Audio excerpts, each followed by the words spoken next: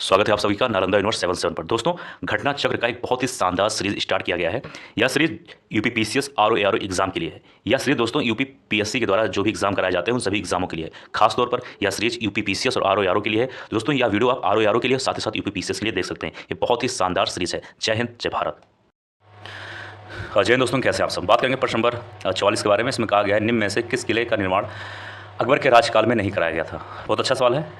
इस सवाल के बारे में बात करें दोस्तों, देखिए इस सवाल का सही उत्तर हो जाएगा ऑप्शन नंबर ए यानी कि दिल्ली का लाल किला। ठीक है, अब आइए बात करते हैं अगले सवाल पर। सवाल नंबर 45 में इसमें कहा गया निम्नलिखित में से किसने महाभारत का फारसी में अनुवाद किया था। तो प्रश्न नंबर 45 के बारे में बात करें, इस सवाल का सही उत्तर हो जाएगा ऑप्शन नंबर ए यानी कि अब्दुल कादिर बंदायूनी। ठीक है, तो अकबर ने अपने राज कवि फैजी की अध्यक्षता में एक अनुवाद विभाग की स्थापना किया था।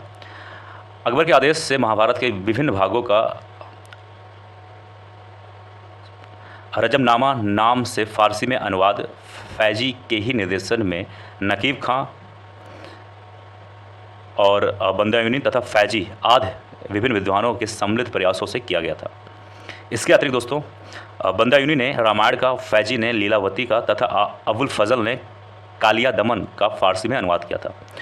तो एक चीज़ दोस्तों ध्यान देना, ये काफ़ी इंपॉर्टेंट सवाल है, बहुत इंपॉर्टेंट सवाल है। ठीक है, एक चीज़ दोस्तों ये ध्यान देना कि महाभारत का जो भी सारा संग्रह है फारसी में जो अनुवाद किया गया था वो यहाँ पर मैं लिख दे रहा हूँ। एक मिनट चाहिए, एक मिनट। रजमनामा से संबंधित है। ठीक है, ये चीज़ ध्यान देना। और एक चीज़ ये ध्यान देना दोस्तों कि इसको जो है जो ये फारसी में अनुवाद हो कोई एक इंसान ने नहीं किया था।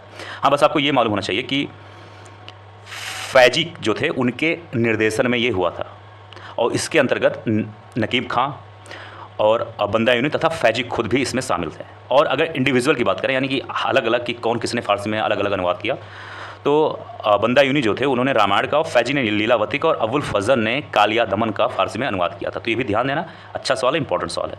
46 में कहा गया सम्राट अकबर द्वारा निम्न में से किसको जरी कलम की उपाधि प्रदान की गई थी। तो प्रश्न नंबर 46 के बारे में बात करें, सवाल का सही उत्तर हो जाएगा ऑप्शन नंबर यानी मोहम्मद हुसैन। अगला सवाल प्रश्न नंबर 47, वह प्रसिद्ध जैन आचार्य कौन थे जिनको अकबर ने बहुत सम्मानित किया था। 47 के बारे में बात करें दोस्तों, इस सवाल का सही उत्तर हो जाएगा ऑप्शन नंबर बी यानी कि हरिविजय शूरी। ठीक है, ये चीज़ ध्यान देना। तो हरिविजय शूरी वह जैन साधु था जो अकबर के दरबार में कुछ वर्ष तक रहा और जिसे जगत गुरु की उपाधि से सम्मानित किया गया था। ठीक है, ये चीज़ ध्यान देना। अब आइए बात करते हैं अगले सवाल पर। सवाल नंबर 48 है। इसमें कहा गया है इंग्लैंड की रानी एलिजाबेथ प्रथम का समकालीन भारतीय राजा था। ये इंपॉर्टेंट सवाल, ये थोड़ा और इंपॉर्टेंट हो जाता है। 48 के बारे में बात करें दोस्तों, इस सवाल का सही उत्तर हो जाएगा ऑप्शन नंबर ए यानी कि अकबर। ठीक है, तो ये चीज़ ध्यान देना। आगे बात करते हैं प्रश्न नंबर 49 के बारे में। इसमें कहा गया है कि मुगलों एवं मेवाड़ के राणा के मध्य चित्तौड़ की संधि किस शासक के शासनकाल में हस्ताक्षरित हुई थी। तो प्रश्न नंबर 49 के बारे में बात करें दोस्तों, देखिए इस सवाल का सही उत्तर हो जाएगा ऑप्शन नंबर बी यानी कि जहांगीर। ठीक है, तो ये चीज़ ध्यान देना। तो ये जो दोस्तों संधि हुई थी ये 1615 में राणा अमर सिंह तथा मुगल बादशाह जहांगीर के मध्य में जो चित्तौड़गढ़ की संधि हुई थी। तो ये चीज़ ध्यान देना। अगला सवाल है 50 में ईस्ट इंडिया कंपनी ने जहांगीर के दरबार में पहले निम्न में से किसे भेजा था। तो 50 के बारे में बात करें, सवाल का सही उत्तर हो जाएगा ऑप्शन नंबर सी यानी कि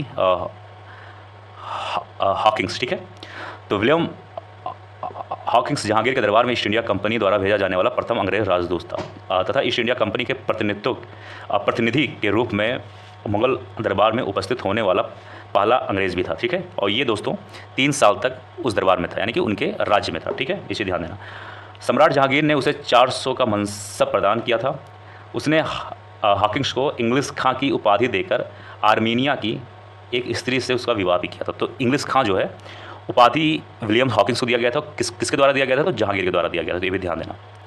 कैप्टन हॉकिंस के संदर्भ में निम्नलिखित कथनों में कौन सा सही है। देखिए यहाँ पर point number 2, point number 1, point number 2, 2 point दिए गए हैं। पहला पॉइंट है वह 1611 में जेम्स वन के दूत के रूप में भारत आया और दूसरा है या तुर्की भाषा में बहुत अच्छा ज्ञाता था। इसके बारे में बात करें दोस्तों, इस सवाल का देखिए सही उत्तर हो जाएगा ऑप्शन नंबर डी यानी कि केवल, और ऑप्शन नंबर 2 सही यानी कि पॉइंट नंबर 2 सही यानी कि बात करें तो वह या फिर यह तुर्की भाषा का बहुत अच्छा ज्ञाता था। ये बात सही है, लेकिन पॉइंट नंबर 1 जो है वो हो जाता है गलत। ठीक है, क्यों, क्योंकि दोस्तों वो 1608 में आया था ना कि 1611 में। ठीक है, अगला सवाल है 52 में। इसमें कहा गया दोस्तों कि ब्रिटिश राजदूत के रूप में सर थॉमस रो भारत आया था। उस समय किसका शासनकाल था। तो 52 के बारे में बात करें, इस सवाल का सही उत्तर हो जाएगा ऑप्शन नंबर सी यानी कि जहांगीर के शासनकाल में। ठीक है, तो सर थॉमस रो ब्रिटिश सम्राट जेम्स प्रथम द्वारा भेजा गया राजदूत था। तो सर थॉमस रो जो था दोस्तों वो ब्रिटिश सम्राट जो थे जेम्स प्रथम द्वारा उसको भेजा गया था। तो ये भी ध्यान देना, ये भी इंपॉर्टेंट सवाल पूछे जाते हैं ऐसे। 53 है जहांगीर ने थॉमस रो को कहाँ मिलने का अवसर दिया था।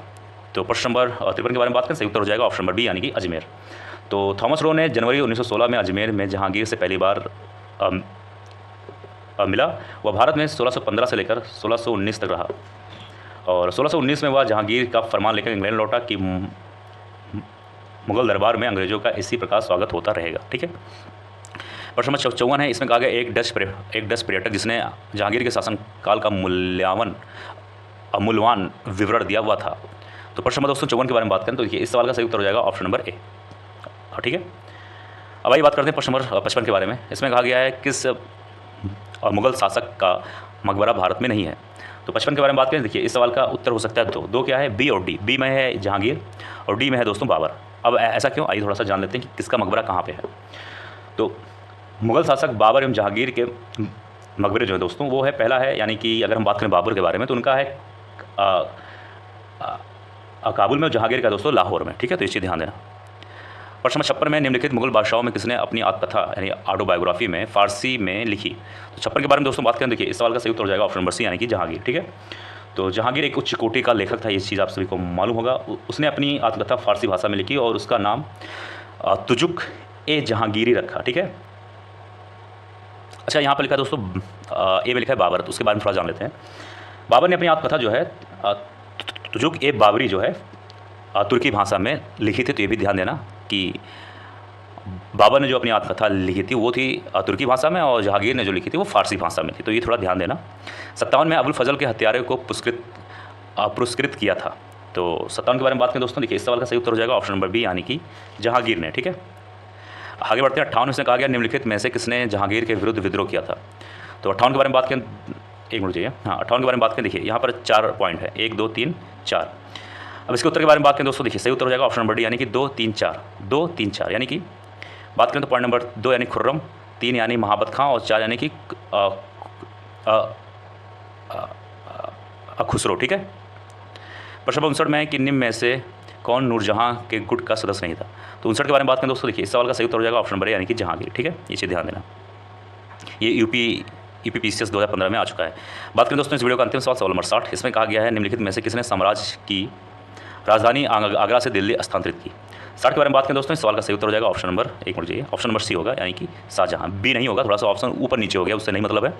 सी हो जाएगा यानी कि शाहजहां है। ठीक है। तो 1628 में शाहजहां ने अबुल मुजफ्फर शहाबुद्दीन मोहम्मद साहिब किरण ए शाहनी की उपाधि धारण कर गद्दी पर बैठा। आगरा में उसका राजाभिषेक हुआ और इसी ने राजधानी आगरा से दिल्ली स्थानांतरित की।